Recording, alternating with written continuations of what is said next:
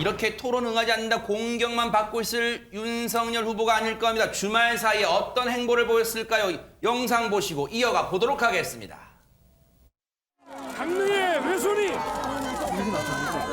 여러분을 뵈러 강릉에 왔습니다. 강릉의 외손이 무도하고 무능한 정권을 반드시 교체하겠습니다.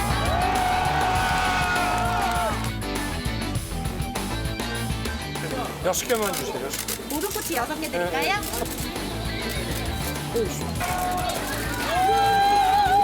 기본 정도요.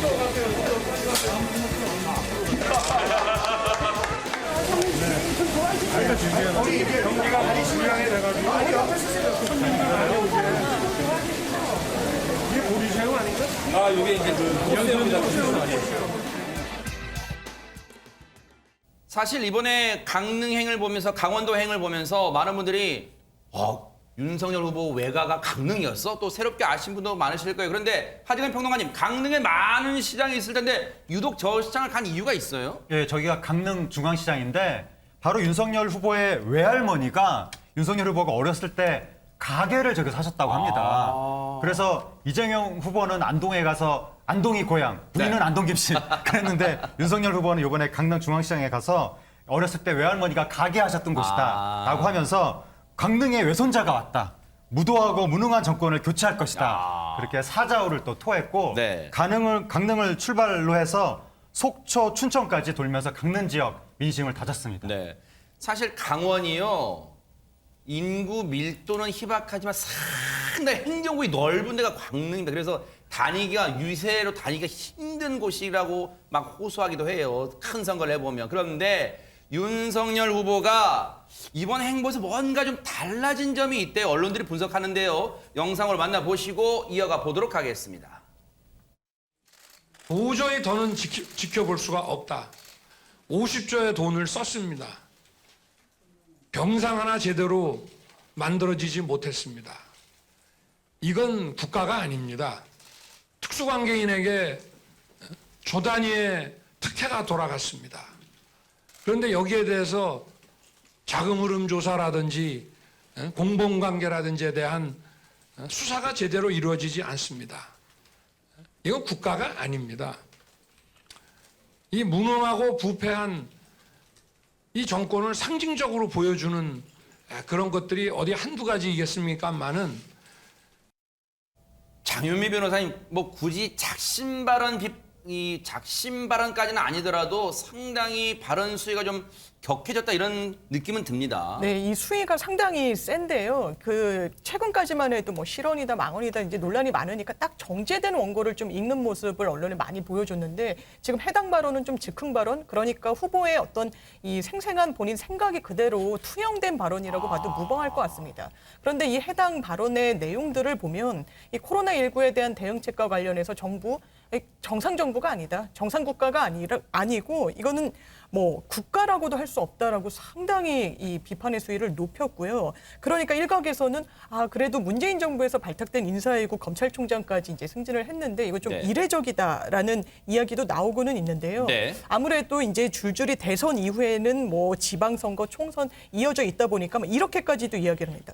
만약에 정권 교체에 성공하지 못하면 국민 정신 건강까지 심각하게 망가질 것이다라고 이야기를 하는데 네. 이 부분과 관련해서 국민의힘 측에서는 아무래도 후보가 뭐 법치 회복 그리고 뭐 국민 보호라는 기치를 들고 나왔기 때문에 이런 철학이 반영된 연장선상에서 이해해달라고 부연 설명했습니다. 그러네요.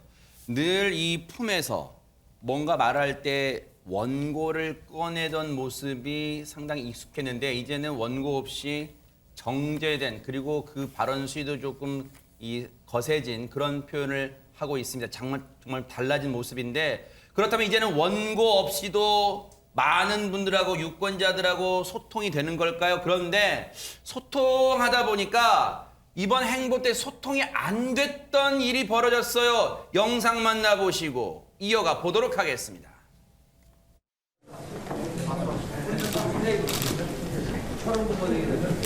대선 후보 윤석열 화이팅! 화이팅!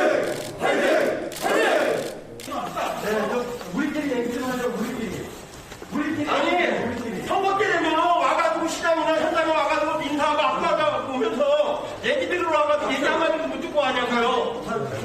회의도 못하고 그냥 이거 사진 받으러 왔다 갔다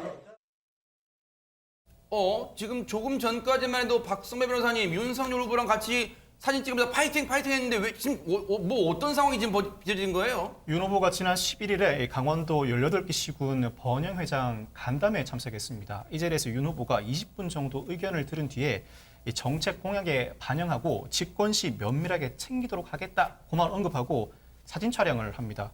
윤 후보가 이대로 돌아가려고 했더니 이 참석자 한 명이 대화를 좀 주고받아야지, 현안을 듣고 가야지라고 항의를 했지만 윤 후보는 별 반응 없이 간담회장을 빠져나갑니다. 아하. 그러자 현장에서 소란이 벌어지기 시작합니다. 한 참석자는 순서를 바꿔서 얘기를 들어야 할 것 아닌가라며 분노를 표출했고, 네. 또 다른 참석자는 질의응답을 들으러 왔는데 사진 찍으러 왔냐, 다들 멀리서 왔는데 라며 거듭 항의하기도 했습니다. 제가 아까 말씀드렸죠. 강원은요, 행정구에 상당합니다. 그런데 강원의 18개 시군의 번영회장님들이 지금 윤석열 후보 만나서 한마디라도 더 밀도 있는 얘기를 나누려고 왔단 말이에요. 그런데 사진 찍고 행사하고 그냥 갔단 말이에요.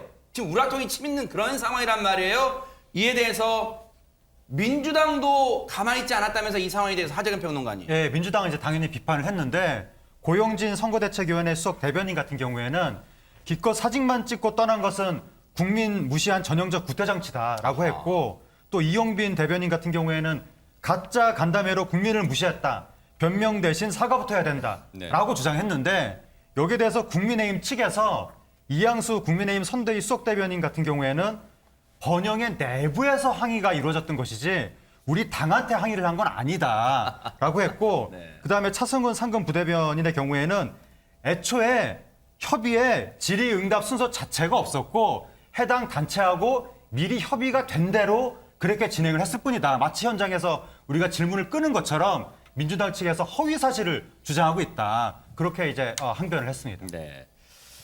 글쎄요. 번영 회장님들은 그 항의가 누구를 향한 건지는 아마 번영 회장님들은 아실 거예요. 그런데 질문을 안 받아서도 문제지만 질문을 받아서도 문제가 된 순간들이 있었어요. 그 영상 만나보시고 이어가 보도록 하겠습니다. 코미디 프로가 방송국에 없는 거에 대해서? 네네. 네, 그래서 마이크. 아무래도 제가 이 부분 관련해서는 희극인들이 이준석 갖고 패러디하는 것을 평생 아무 말 안 하겠습니다. 저는 아마 우리 후보님도 동일할 것이라고 생각합니다. 아니 저도 라고 질문 드리겠습니다. 공약에 관한 것 같은데? 뭐 사실 당연히 그런 부분은 공용으로 할 수. 하여튼 우리 후보님의 애정어린 시선이 좀 어루만져 주셔야 하는 부분이 아닐까라는 생각이 듭니다.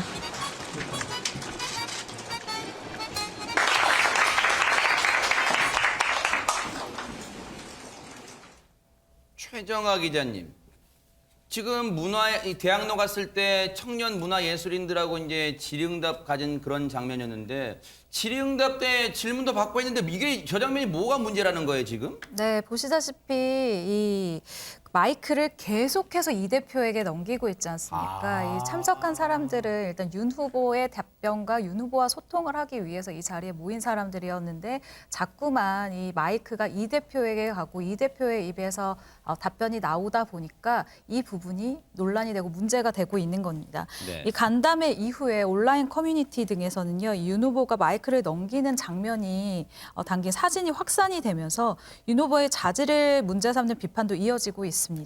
이 정기남 민주당 선대위 대변인도요, 이렇게 이야기를 하기도 했는데요. 청년과 소통을 하는데 대리인이 필요하냐라고 지적을 하기도 했습니다. 네. 그래서 일각에서는 마이크 셔틀이라는 또 표현, 뭐 해괴망측한 표현도 나옵니다, 진짜. 어쨌든 저런 상황을 또 이제 민주당 쪽에서는 공격을 해요. 그런데 사실 이 장면만이 전부가 아니래요. 왜냐하면 저간에 또 보이지 않았던, 화면상에 보이지 않았던 내용들이 있다고 누가 얘기했냐? 이준석 대표가 얘기를 했습니다. 들어보시고 이어가 보도록 하겠습니다. 제가 정확히 기억하기로는 한 2번 정도 저한테 먼저 마이크가 왔던 것 같고요. 나머지는 후보가 다 먼저 답을 하고 제가 보충하는 답변하는 모양새였거든요. 그렇기 때문에 뭐 후보가 항상 주도권을 가지고 그런 그 청년들과 또 시민들과의 대화에 나서고 있다. 이건 뭐 변함없는 팩트고요. 다만 사안별로 이제 당의 정책이 좀 우선시돼야 되는 부분이 있습니다. 그래가지고 그리고 기존까지 당에서 해왔던 부분이 있는 것도 있기 때문에 그런 부분은 후보가 저에게 이제 마이크를 넘겨서 기회를 주는 형태였고 전체적으로 우리 후보는 모든 질문에 답했기 때문에 이건 참 왜곡이라고까지 하긴 좀 그렇지만은 편집이 좀 있었던 건 맞는 것 같습니다. 짜깁기 해서 편집으로 짤이 돌아다녔다 이 얘기군요. 우리 후보가 뭐 달변이라 가지고요. 웬만한 문제 답을 다 할 수 있습니다. 한마디로 어떻게 해석하라는 거예요, 장윤미 변호사님? 그러니까 이 말인 것 같습니다. 마이크를 넘겨주긴 했지만 그래서 이준석 대표가 본인이 먼저 질문에 답을 하긴 했지만 최종적으로 질문에 대해서는 모두 윤 후보도 답변을 했다라는 이야기를 하고 싶은 것 같습니다. 그래서 실제로 언론이 팩트체크를 해봤더니요. 총 8차례 이 청년들로부터 질문이 나왔는데 네. 이 중에 이준석 대표가 먼저 질문에 답을 한 게 3차례였다라고 합니다. 그리고 다시 마이크를 넘겨받아서 8가지 질문에 모두 윤석열 후보가 답을 내놓기는 했고요. 네. 이 부분을 아주 세밀하게 뜯어봤을 때 윤 후보가 8차례, 이준석 대표가 4차례 답을 했고 총 답변 시간까지 좀 따져봤더니 윤석열 후보가 16분 7초, 이준석 대표가 10분 11초로 윤 후보가 더 길게 답변했다고 합니다. 저희 제작진이요. 참 대단합니다. 팩트체크 차원에서요. 앞서 이준석 대표가 혹시라도 언론이 약간 왜곡 차원 아니더라도 편집했다고 이제 할까봐 저희가 그 영상을 전체 처음부터 끝까지 다 분석했어요. 그랬더니 저런 이 횟수가 나온 거예요. 그런데 앞서 이제 이준석 대표는 2차례 정도 윤석열 후보가 건넨 것 같다지만 저희가 영상을 봤더니 3차례 건넨 걸로 팩트 체크를 한 셈입니다. 저희가. 그런데 지금 이제 이렇게 하다 보니까 왜냐하면 후보의 일거수일투족이 다 관심받다 보니까 아마 이런 문제 제기나 지적도 나왔던 것 같은데 그런데 보세요. 윤석열 후보 입장에서는 아픈 부분, 참 곤혹스러운 부분일 거 이 부분을 좀 피해갈 수는 없을 듯합니다. 왜냐하면 대선이 임박해올수록 바로 어떤 얘기입니까? 박성배 변호사님. 배우자 김건희 씨 관련 문제입니다. 이 추 전 장관이 11일 SNS에 김건희 씨에게 진실을 요구합니다라는 글을 쓰면서 과거 김건희 씨가 찍은 것으로 추정되는 셀카 사진도 함께 올립니다. 이 글에서 추 전 장관, 김 씨가 더 이상 침묵할 게 아니라 직접 나서 해명을 해야 한다. 지금까지 이런 대선 후보 배우자는 없었다고도 언급을 합니다. 그런데 추 전 장관은 그에 앞서서 지난 9일에도 건진용, 건희 씨에게 진실을 요구합니다라는 글을 쓴 바가 있습니다. 이 표현은 과거 가수 타블로 씨의 학력 위조 의혹을 제기했던 인터넷 포털 사이트 카페 타진용, 타블로에게 진실을 요구합니다에서 따온 말입니다. 네. 아니 그러면 저렇게 추미애 전 장관이 SNS에 근데 좀 궁금한 게 저 김건희 씨의 셀카 사진 또 어떻게 구했대요? 좀 그것도 많은 분들이 궁금해하더라고요. 그런데 어쨌든 저렇게 올린 거에 대해서 그러면 전혜연 평론가님 민주당 내부에서는 아이고 잘했다, 잘 지적했다, 다 이런 분위기예요? 그런 건 아닌 것 같습니다. 김건희 씨를 둘러싼 이른바 여러 가지 뭐 수사라든가 장모의 어떤 판결 문제 이런 거는 수사의 영역이고요. 그건 뭐 여성 남성이 상관없습니다. 그런 부분에 대해서는 크게 비판 여론이 없는데 문제는 추미애 전 장관과 손혜원 전 의원이 자꾸 그 말하기도 민망한 이른바 뭐 무슨 의혹이라든가 성형 전 사진 하면서 이른바 얼굴 평가하는 것은 굉장히 좀 문제가 있다라는 지적이 나오고 있고요. 이것은 당 외부에서의 지적뿐만 아니라 당 내부에서도 우려의 목소리가 나오고 있습니다. 쉽게 말하면 본질을 벗어나서 가십이 더 부각이 될 수 있는데 이것이 과연 유권자들로 하여금 민주당을 어떻게 평가하게 만들까라는 우려인데요. 이상민 의원은 백해 무익하다 이렇게 지적을 했고요. 하영기 민주당 청년 대변인은 부끄럽다 이렇게 지적을 하기도 했습니다. 네.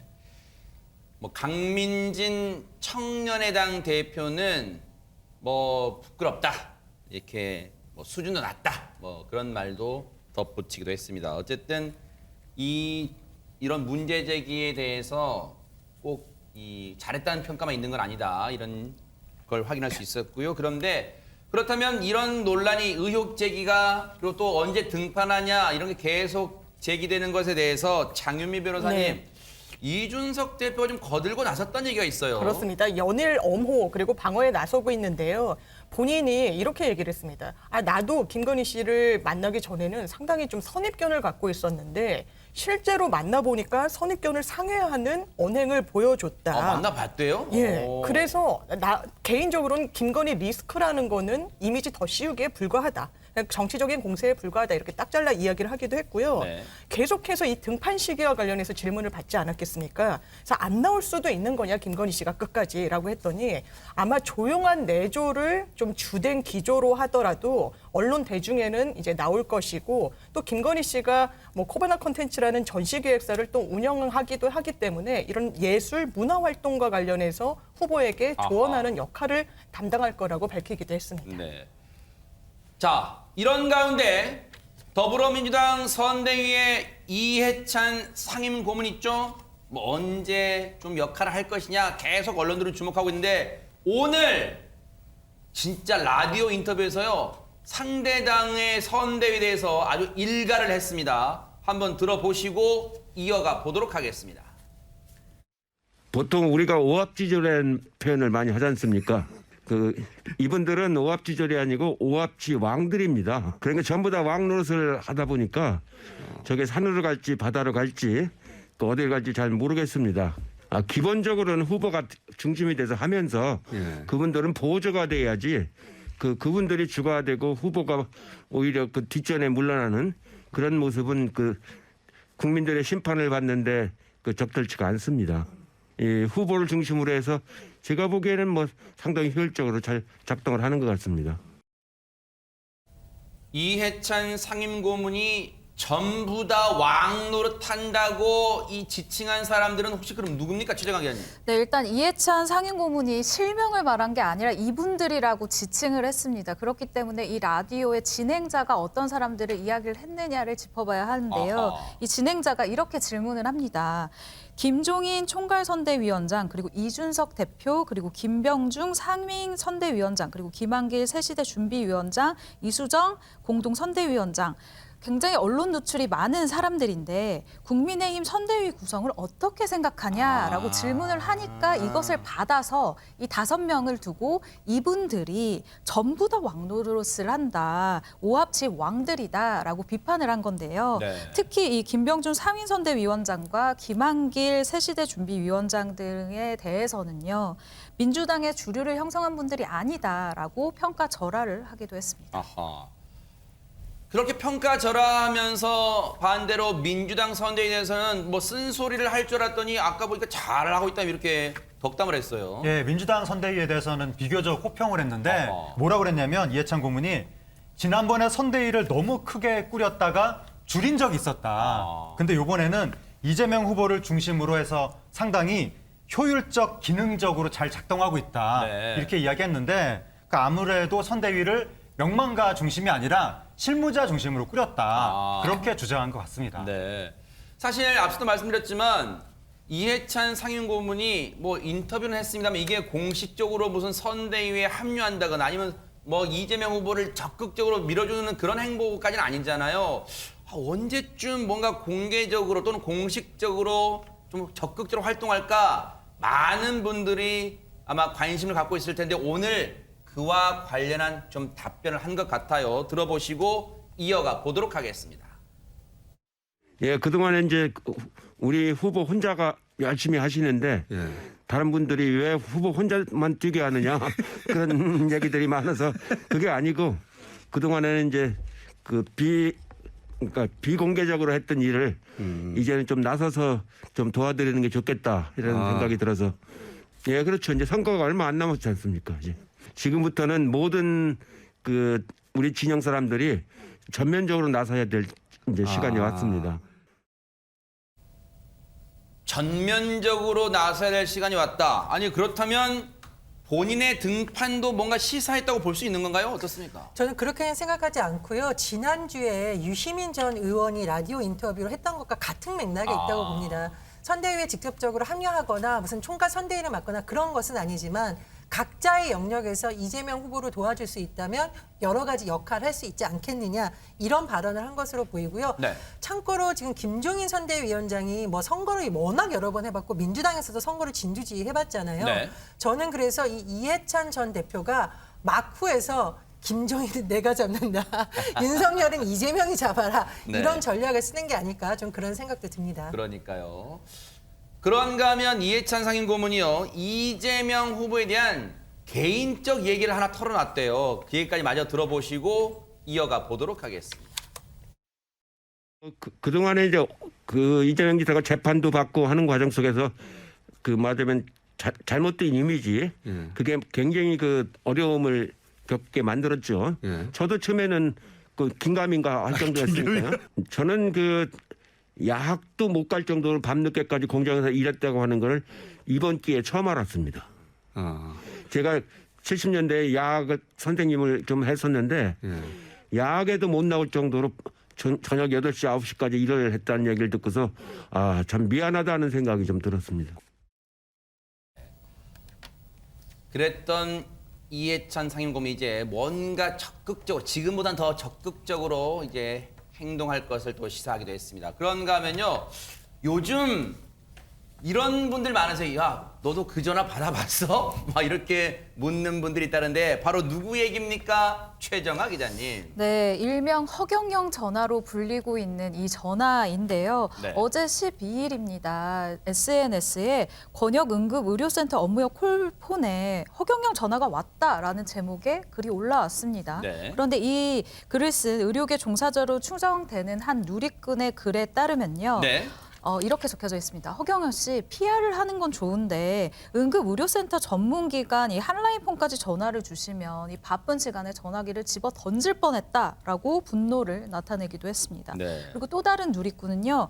중환자실 전화기 15대 중에 10대가 허경영 전화로 울리기도 했다라고 설명을 하기도 했고요. 또 네. 다른 누리꾼은 급한 전화가 오면 급한 전화가 또 오고 밀리면 어떡하려고 이렇게 전화를 하느냐라고 네. 불만을 토로하기도 했는데요. 사실 이렇게 응급 전화 한 통 받기도 굉장히 시급한데 랜덤으로 이렇게 전화를 막 거는 행동이 그렇게 좋은 행위는 아니라고 생각이 들고요. 정말 분초를 다투는 생명이 달린 문제이기 때문에 조금 더 저희가 생각해볼 문제라고 생각이 듭니다. 네. 그럼 박성배 변호사님, 팩트를 확인하는 차원에서 진짜로 이 응급 의료 체계 관련 전화로도 이른바 허경영 씨의 전화가 간 거예요? 실제로 일부 전달된 것으로 알려져 어허. 있습니다. 이 공직선거법은 누구든지 투표 참여를 독려하는 행위를 할 수 있다고 명시하고 있어서 이 전화 내용이 누구를 지지해달라는 취지가 아니라면 선거법에 저촉되지는 않습니다. 그렇지만 응급 환자를 진료해야 하는 응급의료센터에까지 전화를 한다? 부적절하다는 비판이 이어지자 이 네. 국가혁명당이 입장을 밝혔습니다. 이 용역업체와 계약해서 무작위로 전화를 진행하고 있는데 응급의료센터에서 전화를 하는 줄은 모르고 있었다.